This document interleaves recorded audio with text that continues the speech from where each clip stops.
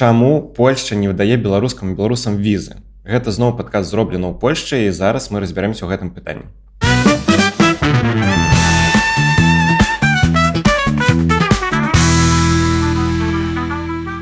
Вітаю вас. Так, фактычна, апошнім часам ёсць праблемы з атрыманнем віз з беларусамі. Ёсць таксама праблемы з перасячэннем мяжы. Увесь час ходзяць нейкія плёткі наконт таго, што будуць вводзіцца нейкія абмежаванні. І сёння мы паразмаўляем на гэту тэму. Падаецца, што і раней атрымаць візу было складана. І ёсць такое адчуванне, што з прыходам да ўлады вось гэтай кааліцыі апазіцыі, якая ўжо не апазіцыя, стала яшчэ горш. Ці так гэта? Пачаць я хацеў бы з таго, што я заўсёды падкрэсліваў, што ў Польшчы ў апошнія дзесяцігоддзі ёсць нейкі кансэнсус.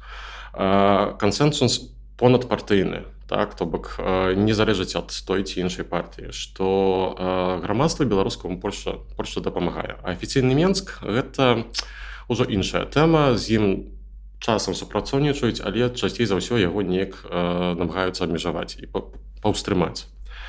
ПіС у цэлым заўсёды быў больш зацікаўлены ва ўсходнім накірунку палітыкі. Па-першае, у іх заўсёды была мара вось гэта «мензы-можа», як кажуць па-польску, так, то бок рэч паспалітая ад мора да мора. Ось, і гэта вось такая вільготная мара, што некалі у там нейкай там прыўкраснай будучыні 2035 год у 3057 там вось хутчэй за ўсё мы вось усёй такой нашай вялікай сям'ёй, то бок народы, якія некалі насялялі першую рэч паспалітую, мы ўсе аб'яднаемся і будзем нейкай вось такой стронг моцай, так, вось усходнееўрапейскай. У той час, калі платформа, яна заўсёды была больш праеўрапейскай. Усходняя палітыка была ім заўсёды менш цікавая.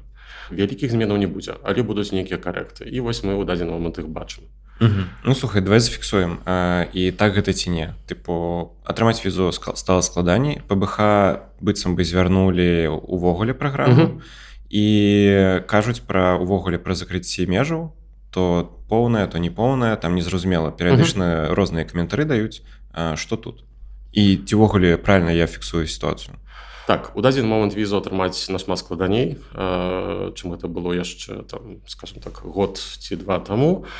З праграмай ПБХ атрымалася так, што я яе нібыта спынілі, але вось у апошнім інтэрв'ю Сікорскі сказаў менавіта, што яе скасавалі, то бок вяртання хутчэй за ўсё не будзе. Што тычыцца межаў, так, увесь час ідуць гаворкі, але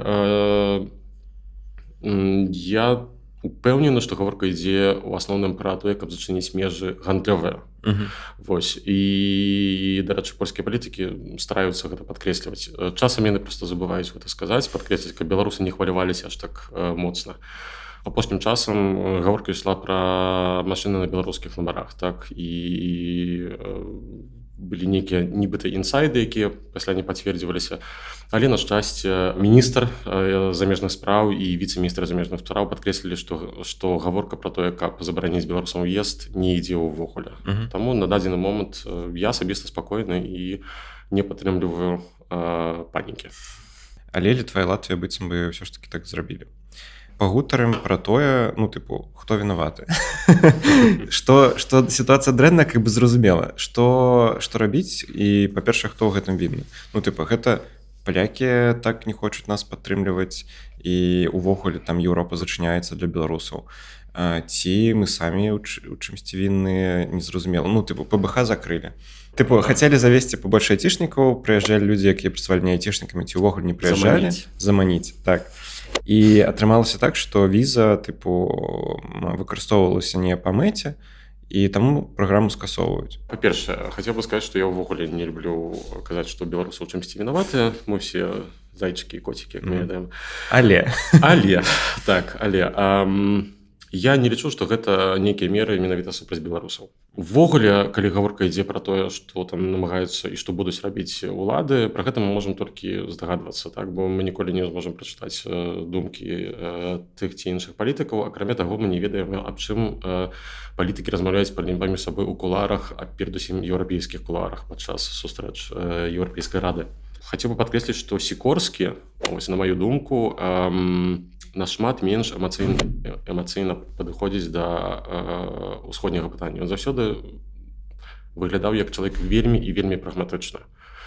Сікорскі яшчэ раз гэта кіраўнік МІД. Кіраўнік МЗТС. Так.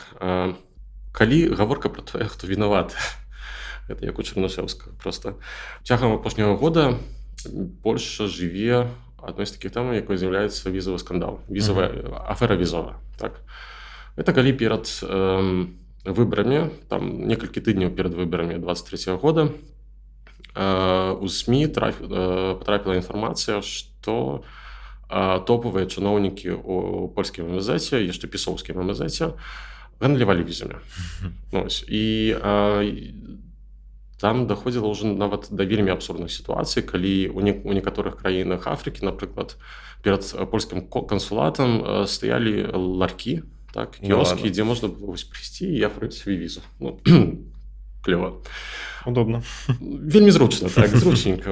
Нясіце вашы грошыкі. Найбольш смешная для мяне сітуацыя была такая, што у заходніх краінах ЕС і, што цікава, на мексіканска-амерыканскай мяжы пачалі лавіць людзей з Азіі, менавіта там Індыя, Пакістан, з польскімі візамі.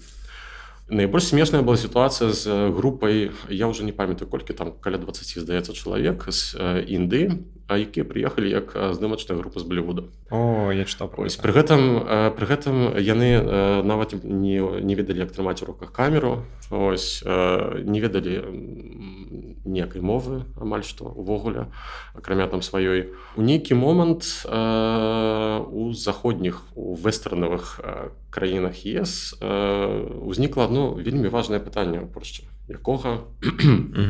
Што вы робіце? Чаму? Адкуль?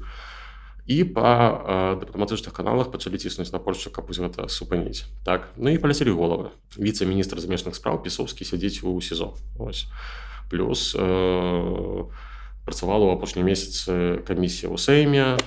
Карацей, нехта сядзе, дакладна. Цяперашняя кааліцыя, так, яна скарысталася момантам, яна выкарыстала гэтую тэму падчас выбараў, бо была відавочная крывадушнасць. Так, ПІС, ён антымігранцкі, увесь такі хрысціянскі, а тут просто дзесяткі, сотні тысяч мігрантаў з розных краін, зусім не еўрапейскіх. За грошыкі спакойна прыязджаюць сабе ў ЕС. З тваіх слоў вынікае, што беларусы ні ў чым не вінныя.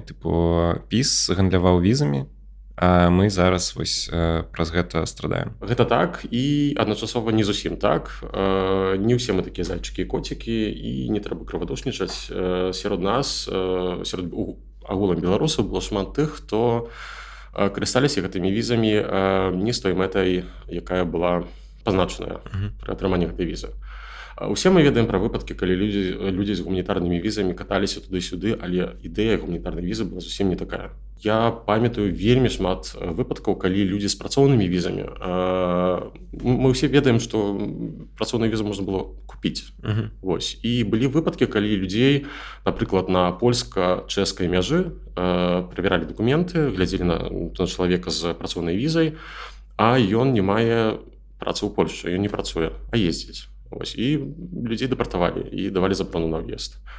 Тая ж самая сітуацыя была з візамі ПБХ. Я не хачу зараз кідацца там дакладнымі лічбамі, бо не аб этом гаворка, але я глядзеў некаторыя паседжанні камісіі па візавай аферы, і нават там гэта пытанне всплывала, што вы стварылі праграму, але ездзяць не толькі айцішнікі.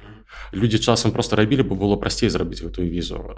Таму нейкая ступень, магчыма, не віны, але перагібаў таксама была, і гэта, напэўна, паўплывала на рашэнне. Я разумею, о чым ты кажаш, але візу атрымаць складана. І зразумела, што там беларусы і беларускі карысталіся любымі магчымасцямі.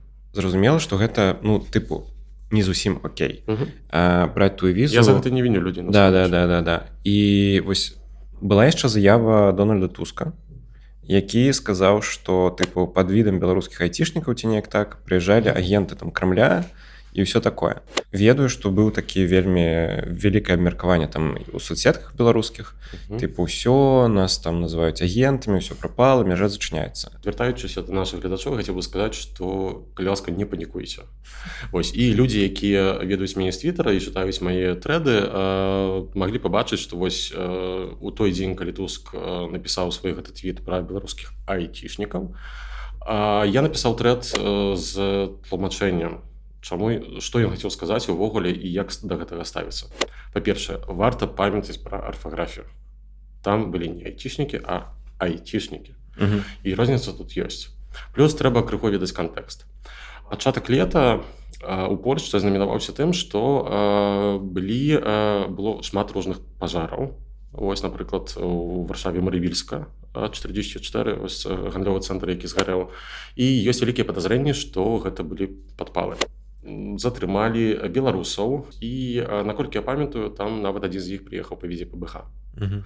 І пры затрыманні ў яго ў машыне знайшлі гаручыя сумесі розныя. Вось.